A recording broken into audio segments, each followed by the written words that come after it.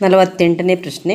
4 - 1 ಮತ್ತು -2 -3 ಬಿಂದುಗಳನ್ನು ಸೇರಿಸುವ ರೇಖಾಖಂಡದ ತ್ರೈಭಾಜಕ ಬಿಂದುಗಳ ನಿರ್ದೇಶಾಂಕಗಳನ್ನು ಕಂಡುಹಿಡಿಯಿರಿ. ತ್ರೈಭಾಜಕ ಬಿಂದು ಅಂದರೆ ಟ್ರೈಸೆಕ್ಷನ್ ಪಾಯಿಂಟ್. ತ್ರೈ ಅಂದರೆ 3, ಟ್ರೈಸೆಕ್ಷನ್ 3 ಭಾಗಗಳನ್ನು ಮಾಡುವಂತಹ ಬಿಂದುಗಳ ನಿರ್ದೇಶಾಂಕಗಳು. 3 ಭಾಗಗಳನ್ನು ಮಾಡೋದಾದರೆ 2 ಬಿಂದುಗಳ ಅವಶ್ಯಕತೆ ಇರುತ್ತೆ. ಈಗ ನಾವೊಂದು ರೇಖೆಯನ್ನು ಹಾಕ್ಕೊಂಡ್ರೆ ಇದನ್ನು AB ಅಂತ ಇಟ್ಕೊಳ್ಳೋಣ. ಇಲ್ಲಿ ತ್ರೈಭಾಜಕ ಬಿಂದುಗಳ ನಿರ್ದೇಶಾಂಕ ಕೇಳಿದ್ದಾರೆ. ತ್ರೈಭಾಜಕ ಅಂದರೆ 2 ಬಿಂದುಗಳನ್ನು ಹಾಕಿ ನಾವು 3 ಭಾಗಗಳನ್ನು ಮಾಡಬೇಕಾಗತ್ತೆ. 3 ಭಾಗಗಳನ್ನು ಮಾಡುವ 2 ಬಿಂದುಗಳ ನಿರ್ದೇಶಾಂಕಗಳನ್ನು ಕಂಡುಹಿಡಬೇಕು. 3 ಸಮನಾದ ಭಾಗಗಳಲ್ಲಿ ತ್ರೈಭಾಜಕ ಅಂತಂದರೆ 3 ಸಮನಾದ ಭಾಗಗಳು ಅಂದರೆ 1:1:1 ಅನುಪಾತದಲ್ಲಿ ಅವು ಇರ್ತವೆ. ನಾವು ಇದನ್ನು P ಬಿಂದು, ಇದನ್ನು Q ಬಿಂದು ಅಂತ ಇಟ್ಕೊಂಡ್ರೆ ನಾವು P ಬಿಂದುವಿನ ನಿರ್ದೇಶಾಂಕ ಕಂಡುಹಿಡಿಬೇಕು ಮತ್ತು Q ಬಿಂದುವಿನ ನಿರ್ದೇಶಾಂಕವನ್ನು ಕಂಡುಹಿಡಿಬೇಕು. ಇಲ್ಲಿ A ಬಿಂದುವಿನ ನಿರ್ದೇಶಾಂಕ ಮತ್ತು B ಬಿಂದುವಿನ ನಿರ್ದೇಶಾಂಕಗಳನ್ನು ಕೊಟ್ಟಿದ್ದಾರೆ. ಏನದು? A ಬಿಂದುವಿನ ನಿರ್ದೇಶಾಂಕ 4 - 1 ಮತ್ತು B ಬಿಂದುವಿನ ನಿರ್ದೇಶಾಂಕ -2 -3. ನಾವು ಮೊದಲನೇ ತ್ರೈಭಾಜಕ ಬಿಂದು P ಬಿಂದುವಿನ ನಿರ್ದೇಶಾಂಕಗಳನ್ನು ಕಂಡುಹಿಡಿಬೇಕಾದ್ರೆ ಅನುಪಾತ ಯಾವುದನ್ನು ತಗೋಬೇಕು? ಇಲ್ಲಿಂದ ಇಲ್ಲಿವರೆಗೆ ಬರುತ್ತೆ, ಇಲ್ಲಿಂದ ಇಲ್ಲಿವರೆಗೆ ಬರುತ್ತೆ.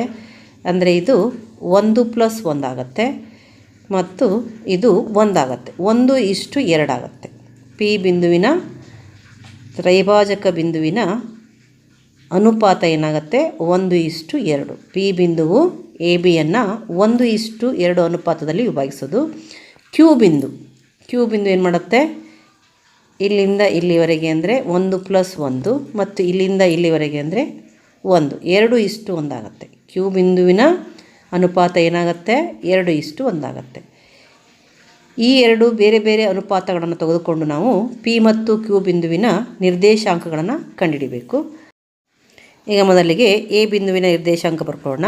A ಬಿಂದುವಿನ ನಿರ್ದೇಶಾಂಕ 4 - 1, B ಬಿಂದುವಿನ ನಿರ್ದೇಶಾಂಕ -2 -3.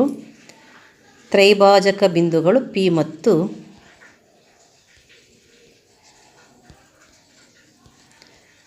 ತ್ರೈಭಾಜಕ ಬಿಂದುಗಳು P ಮತ್ತು Q. P ಬಿಂದುವು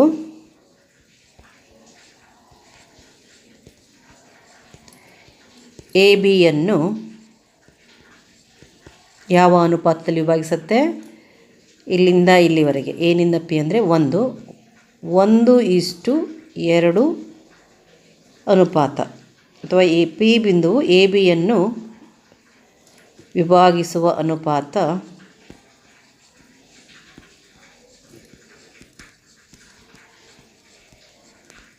1:2. Q ಬಿಂದುವು ABಯನ್ನು ವಿಭಾಗಿಸುವ ಅನುಪಾತ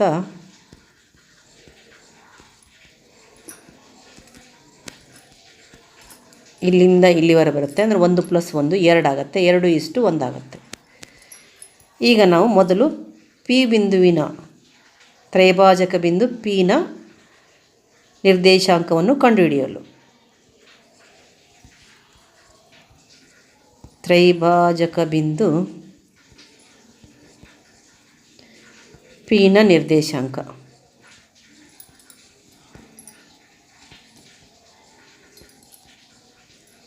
ಕಂಡುಹಿಡಿಯಲು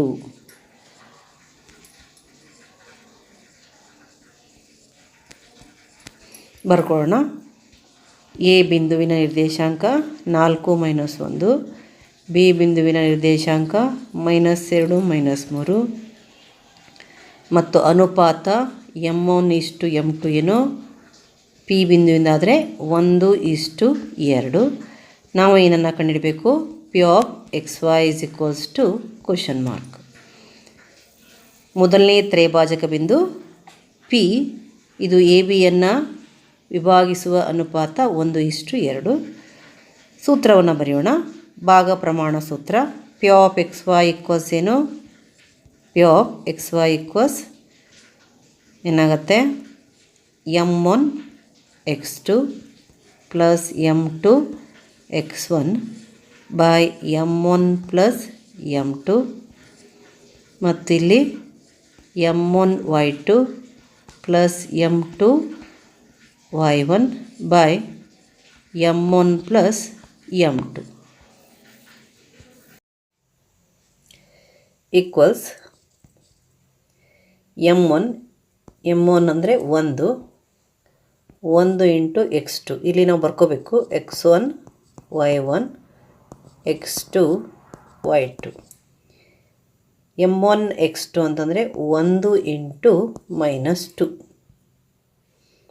1 into -2 plus m2 x1. m2 x1 ಅಂದರೆ 2 into 4, 2 into 4 by m1 plus m2 ಅಂತಂದರೆ m1 ಪ್ಲಸ್ m2 ಅಂದರೆ 1 ಪ್ಲಸ್ 2, 1 ಪ್ಲಸ್ 2. ಹಾಗೆ ಇಲ್ಲಿ m1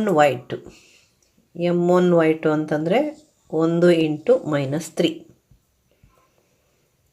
1 into -3 plus m2 y1 2 into -1,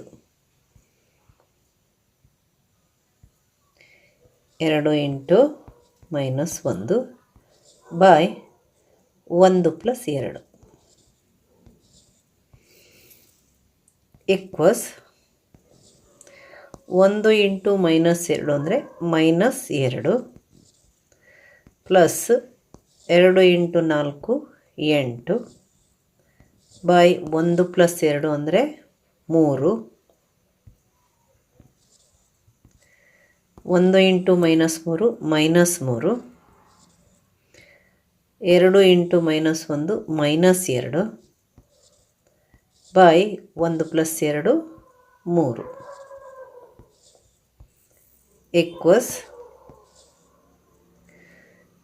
-2 plus 8, 8 -2 ಅಂದರೆ 6, 6 ಬೈ 3. ಇಲ್ಲಿ -3 -2 ಅಂತಂದರೆ ಒಂದೇ ಚಿಹ್ನೆ ಬಂದಿದೆ, ಮೈನಸ್ ಚಿಹ್ನೆ ಕೂಡಿಸಿ ಅದೇ ಚಿಹ್ನೆ ಹಾಕಬೇಕು. 3 ಮತ್ತು 2 ಕೂಡಿಸಿದರೆ 5, -5 ಬೈ 3 ಈಕ್ವಲ್ಸ್ ಏನಾಯಿತು? 3 1 3 2 2 ಬಂತು. ಇದನ್ನು ಹಾಗೆ ಬರೆಯೋಣ, -5 ಬೈ 3. ಇದು ಪಿ ಬಿಂದುವಿನ ನಿರ್ದೇಶಾಂಕ. ಮೊದಲನೇ ಬಿಂದು ಏನಿದೆ ಪಿ ಬಿಂದುವಿನ ನಿರ್ದೇಶಾಂಕ. ಅದಕ್ಕೆ ಬರೆಯೋಣ P of X Y equals 2. ಈಗ ನಾವು ಇನ್ನೊಂದು ತ್ರೈಭಾಜಕ ಬಿಂದು ಕ್ಯೂ ಬಿಂದುವಿನ ನಿರ್ದೇಶಾಂಕಗಳನ್ನು ನೋಡ್ಕೊಳ್ಳೋಣ. ಇದಕ್ಕೇನು ಬದಲಾಗತ್ತೆ ಅಂದರೆ ಕೇವಲ ಅನುಪಾತ ಬದಲಾಗತ್ತೆ. ಇಲ್ಲೇನಾಗುತ್ತೆ? 1 ಪ್ಲಸ್ 1 2, 2:1 ಬರುತ್ತೆ. ಬರೆಯೋಣ ಇಲ್ಲಿ 2:1 Q of X Y equals question mark. ಇಲ್ಲಿ ಎ ಮತ್ತು ಬಿ ಅವೇ ಬಿಂದುಗಳು, ಅವೇ ನಿರ್ದೇಶಾಂಕಗಳು. ಅವುಗಳಲ್ಲಿ ಏನು ಬದಲಾವಣೆ ಇರೋದಿಲ್ಲ. ಬದಲಾವಣೆ ಆಗೋದು ಕೇವಲ ಅನುಪಾತದಲ್ಲಿ. ಇಲ್ಲಿ 2:1 ಅನುಪಾತ ಆಗುತ್ತೆ. ಯಾಕಂತಂದರೆ ಕ್ಯೂ ಬಿಂದುವು ಎ ಬಿಯನ್ನು ವಿಭಾಗಿಸುವ ಅನುಪಾತ 2:1 ಬರುತ್ತೆ. ಅದನ್ನು ಮೊದಲೇ ನಾವು ಬರ್ಕೊಂಡಿದ್ದೀವಿ. ಈಗ ಅನುಪಾತವನ್ನು ಬದಲಾಯಿಸಿ ಇನ್ನೊಂದು ತ್ರೈಭಾಜಕ ಬಿಂದು ಕ್ಯೂ ಬಿಂದುವಿನ ನಿರ್ದೇಶಾಂಕವನ್ನು ಕಂಡುಹಿಡಿಯೋಣ. ಸೂತ್ರ ಅದೇ ಆಗುತ್ತೆ. ಪಿ ಬದಲು ಕ್ಯೂ ಬರೆಯೋಣ. Q of X Y equals ಏನಾಗುತ್ತೆ? ಮೊದಲನೇ ಬಿಂದು ಏನಾಯಿತು? m1 x2 plus m2 x1 by m1 plus m2. ಹಾಗೆ ಇಲ್ಲಿ m1 y2 plus m2 y1 by m1 plus m2.